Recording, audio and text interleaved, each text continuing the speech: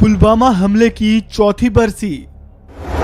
दिग्विजय सिंह के फिर बिगड़े बोल, अब किस पर उठाए सवाल। पुलवामा में हुए आतंकी हमले को आज 4 साल पूरे हो गए हैं। 14 फरवरी 2019 को जैश ए मोहम्मद के एक आतंकी ने पुलवामा में सीआरपीएफ के काफिले में विस्फोटक ले जा रहे एक वाहन को टक्कर मार दी थी। इस हमले में 40 जवान शहीद हो गए थे। पूरा देश इस हमले में शहीद हुए जवानों को श्रद्धांजलि अर्पित कर रहा है। इस बीच कांग्रेस के वरिष्ठ नेता दिग्विजय सिंह अपने बयान को लेकर फिर से चर्चा में आ गए हैं। दिग्विजय सिंह ने कहा कि पुलवामा आतंकी हमले जिस तरह से सीआरपीएफ के जवान शहीद हुए थे, उसकी वजह इंटेलिजेंस का बुरी तरह से फेल होना है। आज हम सीआरपीएफ के 40 जवानों को श्रद्धांजलि अर्पित कर रहे हैं, क्योंकि खुफिया एजेंसी बुरी तरह से पुलवामा में फेल हो गई थी। मैं आशा करता हूं कि शहीदों के परिवार को बेहतर तरीके से पुनर्वास किया जाए। दिग्विजय सिंह के अलावा कांग्रेस सांसद राहुल गांधी ने भी भावपूर्ण श्रद्धांजलि दी।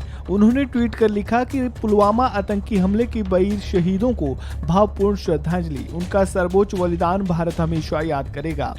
वहीं बीजेपी के तमाम कार्यकर्ताओं और नेताओं ने भी शहीदों को श्रद्धांजलि दी। बीजेपी नेता कपिल मिश्रा ने कहा, कभी भूलेंगे नहीं, कभी माफ करेंगे नहीं।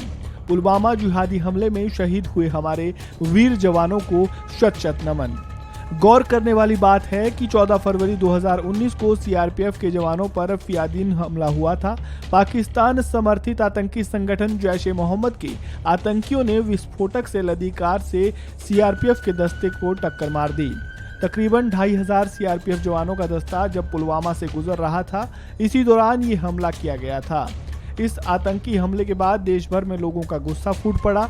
सभी ने दलगत राजनीति से ऊपर उठकर इसकी निंदा की। इस आतंकी हमले के बाद भारतीय सेना ने 26 फरवरी को एयर स्ट्राइक की थी। पाकिस्तान के बालाकोट में हुई इस स्ट्राइक में जैश के ठिकानों पर हमले किए गए थे और बड़ी संख्या में आतंकियों को ढेर किया गया था। वरिष्ठ कांग्रेस नेता ने कहा कि इस आतंकी हमले की बड़ी वजह खुफिया एजेंसियों का बुरी तरह से फेल होना था। दिग्विजय सिंह ने पहले कहा था कि आईजी की ओर से इसको लेकर खुफिया इनपुट हमले के 6 दिन पहले दिया गया था। हमले के 1 महीने के बाद दिग्विजय सिंह ने कहा था कि 2500 सीआरपीएफ जवानों का दस्ता जा रहा था। जैश ने पहले ही इसकी चेतावनी दी थी, लेकिन गलत दिशा से आ रही गाड़ी ने सीआरपीएफ की बस को टक्कर मार दी और हमारे जवान शहीद हो गए। ये बुरी तरह से खुफिया विभाग की विफलता है। इस बीच प्रधानमंत्री नरेंद्र मोदी ने सीआरपीएफ के शहीदों को याद करते हुए उन्हें नमन किया। इस खबर में फिलहाल इतना ही। ताज़ा अपडेट के लिए बने रहें वन इंडिया हिंदी के साथ।